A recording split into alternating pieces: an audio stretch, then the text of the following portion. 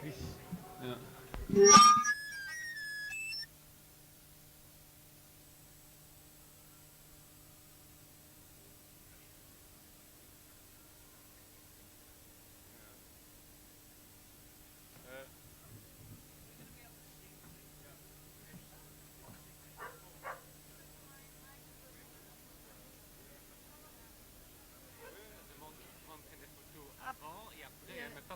Non, non, je sais, une seconde. Bien. Voilà, Monsieur Bob Hoskins demande, bon, vous faites 2-3 photos maintenant et peut-être après plutôt, mais pas pendant. Et Monsieur Hoskins aimerait bien avoir devant lui des gens ainsi pour pouvoir voir tout le monde. Voilà, donc messieurs les photographes. Ja, we gaan foto's nemen voor en na de vragen uit het publiek. Dus kunnen de fotografen nu alsjeblieft neerzitten? Can the photographers sit down, please? So the Voilà, people in the merci crowd can beaucoup. ask questions. Donc on vous rappelle le plein. The last photos, please. On vous rappelle le take photos principe des afterwards. rencontres publiques, bien sûr. Monsieur Hoskins nous fait l'honneur d'être là. Chris qui se trouve là pour l'instant et se baladera avec un micro. Alors dès que vous avez une question à poser, vous faites signe. Voilà, alors Monsieur Hoskins vous a tenu en haleine avec le film Rainbow. Oui, ce serait gentil de Please s'asseoir sit et down d'arrêter now? de Pouvez-vous faire vous des asseoir, photos. s'il vous plaît? Et d'arrêter de faire des photos Kan pour iedereen l'instant. neerzitten nu? Allee jongens, kom. Donc, Monsieur Hoskins a réalisé le film Rainbow que nous venons de voir. Apparemment, le public a été tenu en haleine. Le public était calme et applaudit, en tout cas à la fin. Monsieur Hoskins, vous le savez, a joué plusieurs films style pour Spielberg avec Hook. Il y a aussi Alan Parker, The Wall. Il y a Coppola avec Cotton Club. Il y a bien sûr l'incontournable Mona Lisa avec une interprétation absolument extraordinaire. Et puis un de ses rôles de gangster dans Long Good Friday qui nous donne d'excellents souvenirs d'acteurs en tout cas. Alors voilà, nous sommes là pour accueillir Monsieur Hoskins ce soir. Bob Hoskins heeft de hoofdrol gespeeld in heel wat bekende films. Eerst als gangster in Mona Lisa en The Long Good Friday. En in Who Framed Roger Rabbit. En heeft vandaag zijn tweede film als regisseur voorstellen, Rainbow. Bob Hoskins.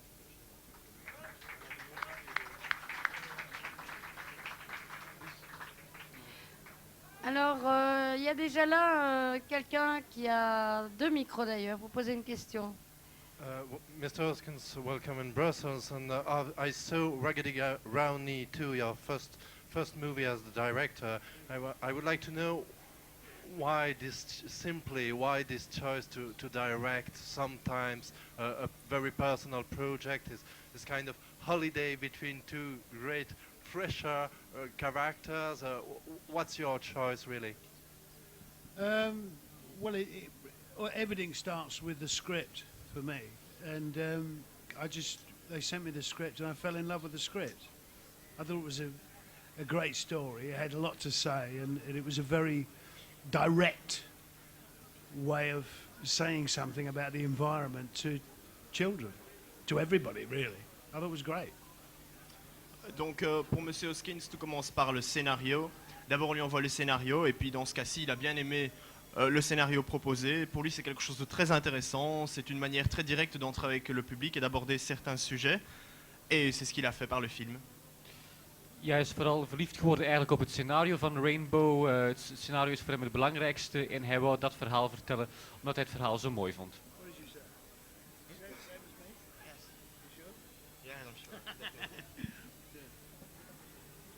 Mr. Hoskins, how does it feel to be on both sides of, let's say, the cinema field, being a director and being an actor?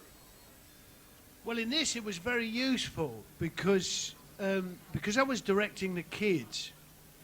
When it came to me, I could say to the kids, okay, you go to the other side of the camera and direct me. And so they realised the difficulty of my job, which was very useful. It was good, yeah. Donc la question qu'on a posée à Monsieur Hoskins était la suivante. Quel effet ça vous fait de vous retrouver des deux côtés de la caméra? Eh bien, pour Monsieur Hoskins, c'était une expérience très utile, en ce sens qu'il travaillait avec les enfants et de temps en temps, il leur demandait d'aller se placer derrière la caméra pour voir la manière dont lui devait se comporter. Et de cette manière, les enfants ont pu prendre conscience de la difficulté du métier de réalisateur et c'était une expérience très utile. Ja, wanneer de kinderen lastig waren, liet hij ze gewoon in de regiestoel zitten, zodat ze hem even moesten regisseren. Zo konden de kinderen voelen hoe moeilijk het was om een regisseur te zijn en konden ze beter zijn job appreciëren. Question dans le public, oui. Mr. Hoskins, this is a very poetic movie. This comes from the fact that you have to work with children, and as you said in the beginning, the film was done by children, then for children, and with children. Is it for you a greater satisfaction to work with adults or with children? No, it doesn't matter. It doesn't matter with me whether they're children or adults. I find them both the same, really. Don't find there's much difference. Yeah, as long as they got some soul. Donc à la question, Monsieur faisait référence au caractère poétique du film, que c'était un enfant, que c'était joué par les enfants, que c'était fait par, pour et avec des enfants. Et la question était la suivante, tirez-vous une plus grande satisfaction des films avec les enfants qu'avec les adultes? Et pour Monsieur Hoskins, ce n'est pas vraiment important qu'on travaille avec des enfants ou des adultes. C'est à peu près la même situation, du moment que les enfants puissent garder ce caractère propre à l'enfant qu'ils ont eux-mêmes dans leur place d'acteur. Ja. Volgende vraag, ja. I just asked, I guess, your wife, thanks to her, why not this movie in Europe? Vous pouvez parler français, nous avons les traducteurs si c'est plus Ah, facile. Oui, oui, bien sûr. Justement, je me demandais, bien sûr, à cause de problèmes et difficultés, mais je voudrais savoir lesquels. Madame a eu la gentillesse de me dire beaucoup trop de difficultés. Est-ce que vous pourriez développer pourquoi ce film n'a pas été fait dans une ville d'Europe, Londres par exemple, aussi pourri que Manhattan ou des endroits comme ça? Quelles sont les difficultés précisément en Europe et pourquoi avez-vous fait ça de préférence aux États-Unis? So the question is, why did you shoot the film not in Europe, not in European cities such as London, which is as bad as Manhattan, or which were the difficulties you faced if you should have turned the film in Europe, and why did you shoot it in Montreal? Well, it was originally written like first of all, we were doing a special effects movie, which if we'd have done it in Hollywood, it would have cost $60 million. If we'd have done it in London, it would have cost $30 million. But we did it in Canada, and it cost $12 million. And it was originally set in Washington. I don't know why we didn't set it in Canada, but it was originally set in Washington, and then we found Washington was a pain in the bum, so we decided to move it to New Jersey. But I suppose, it remained in America. There was no reason for it to do it. It was just that it started in America, and it was pure economy that we did it. It was a joint Canadian English production. So, so we did it in Canada, for $12 million. That's your answer. Donc, tout d'abord, Monsieur Hoskins voulait faire un film à effets spéciaux. Si on avait dû tourner ce film à Hollywood, ça aurait coûté $60 millions. Au Canada, 30 millions de dollars. À Londres, pardon, 30 millions de dollars. Maintenant, ils l'ont tourné au Canada. Ça a coûté 12 millions de dollars. Alors, au début, le film, le tournage commençait à Washington. Pourquoi pas avoir commencé par le Canada immédiatement? Monsieur Hoskins ne le sait pas. Alors ensuite, ils sont partis au New Jersey, mais c'était encore toujours les États-Unis, trop les États-Unis pour Monsieur Hoskins. Alors la raison est une simple raison économique, et de plus, c'était une production anglo-canadienne. Et de cette manière, ils ont été travaillés au Canada. Ja, ze hebben de film in Canada opgenomen dat de goedkoopste oplossing was. Dus in Hollywood zou de film $60 miljoen gekost hebben, maar in Canada was dat maar $12 miljoen. Het originele scenario in het originele scenario speelde de film zich af in Washington, maar ze hebben dat veranderd naar New Jersey. Het is een Canadees-Engelse productie geworden. Another question. Yes, Mr. Hoskins, we present you as a European actor and American actor, the both sides. You made Mona Lisa with Neil Jordan in Europe. I would like to know, you've made blockbusters in USA, in Hollywood too. I would like to know what's the reason why so many English talents and English stars go to work in Hollywood? Only because money, or because because there are other interesting reasons to work only in the States? Plastic surgery. Everybody in LA has plastic surgery. And if you're a director and looking for a little bit of reality, you have to go elsewhere. So that's why they cast English and French and Canadian. They cast all kinds of people that haven't had plastic surgery. That's basically it. Donc la question était relative aux acteurs européens qui s'exportaient de plus en plus aux États-Unis. Et la question était la suivante: pourquoi M. Hoskins, en tant qu'acteur britannique, a choisi Hollywood? Pourquoi certains acteurs se rendent à Hollywood? Est-ce pour l'argent ou pour d'autres motifs intéressants? Et la réponse de M.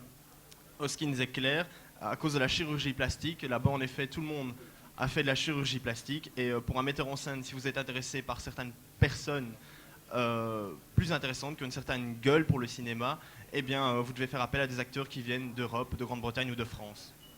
In Hollywood hebben alle acteurs plastische chirurgie ondergaan en daarom zoeken ze naar Europese acteurs die dat niet hebben gedaan. Je voudrais vous demander, vous avez joué pour des réalisateurs tels que Spielberg, Alan Park, Coppola, et là vous venez de terminer un film pour Oliver Stone. Alors quelle est cette dernière expérience? Est-ce que justement il s'est démarqué? Est-ce que c'est une excellente expérience? Nixon? So you shot films with Spielberg, with Alan Parker, with Francis Ford Coppola, and you've made the last film with Oliver Stone. Lucy would like to know if it was an interesting experience, if it was different, or if it was really an excellent experience shooting on Nixon. Nixon. Yeah. Sorry. Well, Nixon was extraordinary because, like, Oliver Stone is this very intense genius. And he asked me to play J. Edgar Hoover. And I said I wanted to do play J. Edgar Hoover in a ballet tutu. I wanted to, with the frills. And he took me seriously. And the first day I turned up on set, he had these tutus and feather boas. He said, go, yeah, do the thing. And I had to tell him that I was joking. And then I had to explain to him what a joke was. Donc c'était une expérience travailler avec Monsieur Oliver Stone, puisque la question portait sur les différents réalisateurs avec qui Monsieur Hoskins avait travaillé. Pour Monsieur Hoskins, travailler avec Oliver Stone était une expérience très intéressante. C'était extraordinaire parce que c'est un véritable génie intense. Oliver Stone a demandé de jouer à Hoskins de jouer un rôle dans le film, J. Edgar Hoover, et J. Edgar Hoover, pardon. Et Monsieur Hoskins voulait vraiment jouer le rôle. Alors il a plaisanté en ce qui concerne un certain tutu et il a expliqué à Oliver Stone que c'était une blague. Et il a dû expliquer après à Oliver Stone pourquoi c'était précisément une blague. Hormis le tutu, pouvez nous en dire un peu plus de Oliver Stone comme réalisateur et directeur?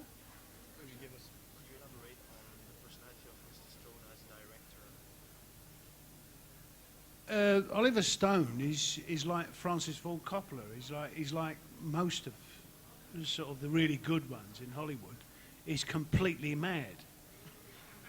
And if you're working with him, that's what his insanity is what makes it great, because anything can happen. It's wonderful. Francis Ford Coppola en Oliver Stone zijn volgens Bob Hoskins volslagen krankzinnig en dat maakt ze interessante regisseurs. Oliver Stone vroeg Bob Hoskins voor de rol van J. Edgar Hoover, de chef van de FBI, en vroeg hem hoe wil je hem spelen? Nou, met nylonkousen, zei Bob Hoskins. En hij moest dan uitleggen aan Oliver Stone dat het een grapje was. En hij heeft dan de definitie gegeven van een grap. Donc, pour travailler Oliver Stone et de la trempe de Francis Ford Coppola, ce sont des monstres du cinéma, ils sont vraiment excellents. Et Monsieur Hopkins dit d'ailleurs qu'ils sont fous. Et c'est la folie qui les rend grands et qui fait que chaque expérience avec eux est très intéressante. Another question there? A year ago, I saw Inserts, the film you made before The Long Good Friday. I was surprised to see you in an American movie at that time. What's the story behind it? Well, I thought Inserts was going to be my first American movie. It was all set in LA, and I turned up for the first day, and we filmed it in Fulham, in London. And they moved on these palm trees outside this house in Fulham. I was very upset. Inserts was de eerste film de eerste Amerikaanse film waarin Bob Hoskins speelde. En hij wilde daarin zijn Amerikaans debuut maken, maar hij was zeer ontgoocheld toen bleek dat ze alles in Londen gingen filmen en palmbomen voor een huis in de Londense wijk zetten. Donc Insert allait être le premier film américain de Monsieur Bob Hopkins, c'est là qu'il voulait commencer. Il pensait que le film serait tourné à Los Angeles, mais lorsqu'il a appris que tout serait tourné en Grande-Bretagne, il a été très déçu. Lorsqu'il a appris qu'on allait réinstaller des palmiers dans un quartier britannique, il était très déçu.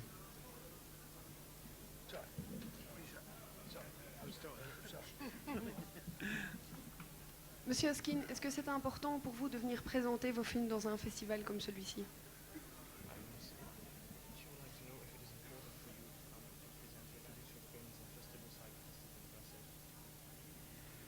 I don't know about presenting it in all festivals and all kinds of things, but I do think presenting something like Rainbow in a fantasy science fiction festival is very important because I think it gives Rainbow a little more credibility, basically, to be accepted as a genre film. Thank you.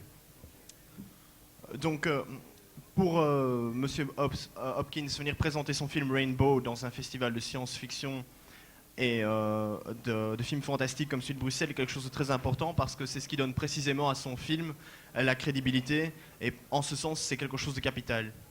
Ja, hij vindt het zeer belangrijk dat zijn film op dit festival eigenlijk wordt voorgesteld. Mr. Hoskins. You sure you're saying what I'm saying? No, we're saying what you're saying. Mr. Hoskins, you've worked in Rainbow with children who are a few decades younger than yourself. Quite a few, yes. Yeah. Was there anything that surprised you about these modern children, about these kids of today? Well, I've got 4 kids of my own. There's not a lot about kids that surprises me really. No, they were as intelligent and as talented as I thought they would be, and they were probably more intelligent and talented than I thought they would be. And I'm probably not as intelligent to realise that, you know. But they were wonderful. Yeah. Donc la question concernait les rôles tenus par les enfants et est-ce que Monsieur Hopkins était surpris par la prestation de ses enfants.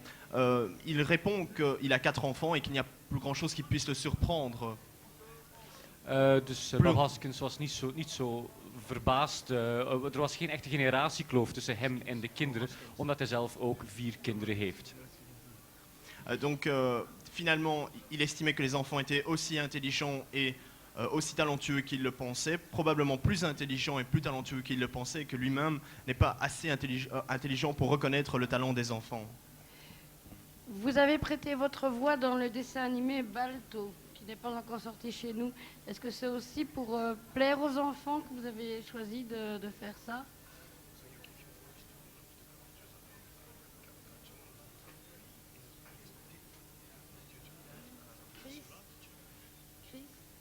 No, it's got nothing to do with my love of children. It's my work. Fuck kids. You know. No. I Balto, to do a cartoon, what's great is that you create a character purely with your voice. And then once you've created that character, they draw the cartoon around that character. And it's a very interesting thing to do, to actually, like I was playing a Russian goose. You know, that's great. It's got nothing to do with children. It was just work. Il ne le fait pas par amour pour les enfants, uniquement parce que c'est son travail. Je le cite, les enfants, on s'en tape.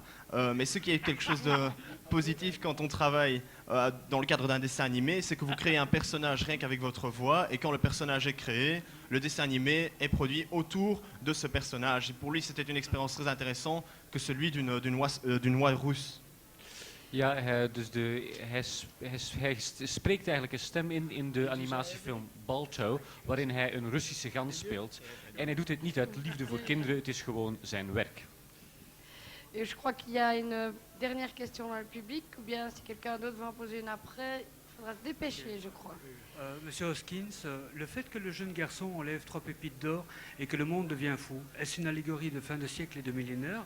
Ou autrement dit, est-ce que Rainbow est un film se voulant optimiste et dire aux gens que seul le retour au cœur d'enfant est le secours au monde?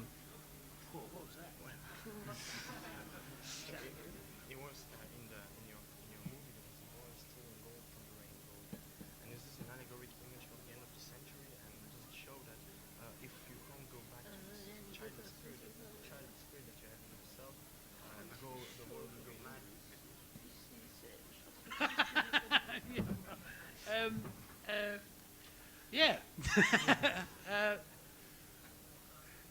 No, I think that the whole thing is a sort of allegory on what has happened this century. We are building all these dreams, and we are just taking the gold out and taking the coal, cutting down the forest, pumping stuff into the air. But we are doing it for a dream. And we are being the dream, but we are not taking the responsibility of the dream. And everybody that forecast the end of the century, the end of the millennium, was going to be the end. By the way, Nostromo didn't. Nostromo predicted that we would go on until, well, his predictions go on until the year 4000. So I'll stick with Nostromo. Did that make sense? De vraag was of zijn film Rainbow een allegorie was. Ja, toch wel een beetje, want zegt hij, we bouwen eigenlijk in deze eeuw, deze 20e eeuw, dromen eigenlijk. Maar uit die dromen halen we alleen het onmiddellijke voordeel. We handelen die dromen niet op een verantwoorde manier. Dus. Donc oui, en un certain sens, il y a un aspect allégorique à cette histoire parce qu'il y a la création du rêve. Bien sûr, aujourd'hui dans la société, vous avez pas mal d'aspects négatifs, vous avez tous les problèmes qui sont liés à l'écologie, et toutes ces choses-là sont faites parce que nous voulons réaliser ce rêve, mais nous voulons vivre ce rêve, mais nous n'en acceptons pas les responsabilités. Ceci dit, M. Hopkins veut rester fidèle à certaines personnes qui pensent qu'on peut continuer à vivre dans ce monde-là jusqu'à l'an 4000. Mais voilà, il y a encore plusieurs questions dans le public et M. Hoskins est tout à fait prêt à continuer à répondre aux questions. Je voudrais revenir quelques années en arrière. Vous avez tourné dans Roger Rabbit et vous avez dit aussi que vous aviez 4 enfants. Quelle a été leur réaction de voir leur père face à un cartoon?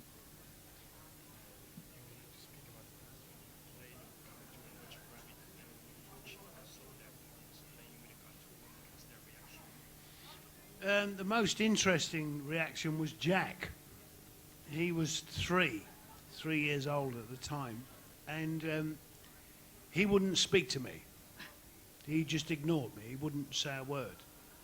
And it took me about 2 weeks to actually get out of him what he felt.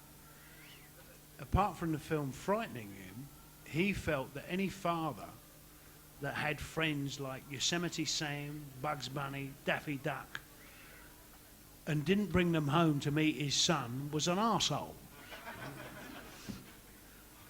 Donc la réaction la plus intéressante était celle de son fils Jack, qui était âgé de 3 ans, et il n'a plus voulu lui parler, il a ignoré son père, et il lui a fallu bien 2 semaines pour pouvoir exprimer ses sentiments. En fait, il pensait simplement qu'un père qui avait comme ami Bugs Bunny ou tout autre cartoon célèbre et qui ne l'amenait pas à la maison, c'était, et je cite Monsieur Hoskins, un trou du cul. Zijn jongste zoon was behoorlijk van streek toen hij Roger Rabbit zag. Hij heeft zelfs 2 weken niet tegen zijn vader willen spreken. pas na 2 weken vertelde hij dat elke vader die vrienden als Bugs Bunny en Droopy niet mee naar huis brengt, eigenlijk een klootzak is. Voilà, il y a encore, je crois, 2 questions en public. Voilà. Why don't you ever see the mutt flying? On n'a pas compris. The dog, you never see him flying in the rainbow. Why is that? The only way to make the dog fly was to throw him in the air and keep a camera on him. And he was an Australian cattle dog. He bit me twice. You want to make the dog fly, you come and make the dog fly. But fuck that, I ain't doing it. Donc la question était relative au chien. Pourquoi ne voit-on jamais le chien voler dans le film Rainbow? Eh bien, la réponse de Monsieur Hoskins est évidente. La seule manière de faire voler un chien, c'est de le balancer en l'air et d'y accrocher une caméra. C'est un chien de berger australien qu'il a en fait mordu 2 fois. Alors, Monsieur Hoskins dit que si vous voulez faire voler le chien, vous venez, vous le faites voler. Ja, de vraag was waarom de hond in Rainbow eigenlijk niet vliegt. Het was een Australische hond die op de kudde moest letten. En die hond heeft hem 2 keer gebeten. Dus je kan alleen maar een vliegende hond filmen door hem in de lucht te gooien. En dat wou hij niet doen. Yes, good evening, Mr. Hoskins. It was very nice to see this movie. I'm happy it was very fresh, and I think I will think about it later on too. It was very interesting, this work with the colors and the universal conscience. But I think the thieves, the real thieves of the photons, the little gold in the arc-en-ciel, are maybe the bad directors in cinema too. That's all. What do you think about it? Well, there's a lot of money made out of red. Like there's an awful lot of money made out of claret thrown all over the walls and on the floor, and half the time you think to yourself, well, no body could actually carry that amount of blood. And yeah, so red, yes, quite agree. But it's exploiting what is basically like fear and terror are very much a part of entertainment. Edgar Allan Poe, right the way back to, you know, the myths, the Greek myths, all things to frighten us. And we need things there. Tales, Brothers Grimm, Christian Andersen, Hans Christian Andersen, like there were things to frighten us. But it seems to me that visually, a lot of directors have forgotten the fact that they are there to tell a story. They are there to give a meaning. Yeah, and they are there to entertain. Now it is becoming visually, everybody is, I'm going to go more blood than you. I'm going to top you in the blood stakes. I'm going to top you in the eyes falling out. I'm going to top you in the choppers. I'm going to top you. Yeah, I agree. Sorry, I went on a bit. Sorry. Donc, la question posée par la personne dans le public était la suivante. Donc, c'est par rapport aux garçons qui volent les pépites d'or, les photons dans l'arc-en-ciel. N'est-ce pas là les réalisateurs du cinéma actuel? Monsieur Hoskins répond qu'il y a énormément d'argent en jeu et que de plus en plus, chez les réalisateurs, l'idée qui prévaut, c'est d'être plus fort, d'aller plus loin dans le sang, dans l'extraordinaire. Et c'est peut-être qu'on explique les craintes, les terreurs dans les films et les gens perçoivent ça comme un divertissement. On essaie de remonter aux mythes et nous avons précisément besoin de ces mythes comme par exemple par le passé il y avait Grimm, il y avait Andersen qui avec leurs contes. Mais les réalisateurs aujourd'hui ont un peu oublié qu'ils doivent divertir et qu'ils doivent donner un certain sens. Aujourd'hui, tout ce qui compte, c'est l'image et c'est faire plus fort que l'autre. Je vais faire plus fort que toi dans le sang, dans l'hémoglobine, tout ce que tu veux. Ja, Bob Hoskins vindt dat de regisseurs van vandaag een beetje vergeten een boodschap te vertellen, echt een verhaal te vertellen en eigenlijk alleen maar visuele spektakels willen maken. Dat vindt hij jammer. Voilà, une dernière question. Laatste vraag. Mr. Hoskins, you've known international success and you've known on the other hand also that a film can flop terribly. I think with Super Mario Brothers, for instance, which was not Yeah. that good. And when you do such a very personal, very private film with on a quite a low budget, and you don't have the money to involve all the marketing aspects of it, you know in advance that, of course, it will be very difficult to make a huge commercial success out of it. Does that bother you? Do you care for commercial success? Yes, I care for commercial success. Yeah, we'd all like a load of money. Great, you know. But there's one thing about making a children's film is video. Now, any parent that's got some kind of concern about its child's attitude towards the ecology is going to buy a copy of Rainbow. And the fact that a copy of Rainbow will be in a lot of houses, and I'm not talking about financially, I'm just talking about children watching this and thinking about it. It's like having a book, like people put the Bible on the side, and sometimes children pick it up and read it. Well, they'll put Rainbow on the side, and sometimes children pick it up and watch it. Yeah, I'll do 'em. Donc la question était relative aux succès commerciaux que peuvent enregistrer certains films. Monsieur Hoskins a enchaîné les succès et les flops, comme par exemple Super Mario Bros.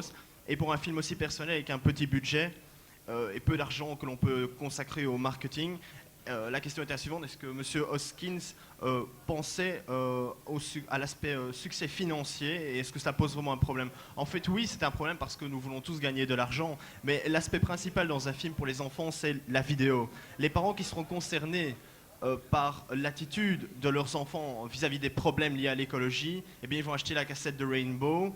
Et le fait, Monsieur Hoskins espère qu'il y aura beaucoup de parents qui vont faire ça et qu'il y aura beaucoup de cassettes dans les maisons. Le but, en fait, c'est que les enfants voient et pensent. C'est un peu comme avec les livres, la Bible, les parents la mettent de côté, et parfois les enfants vont ressortir la Bible et lisent quelques passages. Eh bien, Monsieur Hoskins espère que cela ira de même avec son film, et que les enfants vont parfois le regarder et rêver. Ja, Bob Hoskins vindt het eigenlijk belangrijker dat... hij vindt het belangrijk dat de film een commercieel succes heeft, maar vooral in de zin dat de video van de film op alle kasten staat, op alle kasten in de kinderkamer staat, en dat de kinderen er naar kijken en dat de boodschap van de ecologie, de ecologische boodschap eigenlijk door de kinderen wordt opgenomen. Dat vindt hij belangrijker dan echt centen. Voilà une vraie dernière question et puis ce sera autour de la séance d'autographe. Donc, Une toute petite question. De allerlaatste vraag. Nous sommes plusieurs personnes, on aimerait savoir pour quand et où le prochain atterrissage de l'arc-en-ciel. De là De l'arc-en-ciel.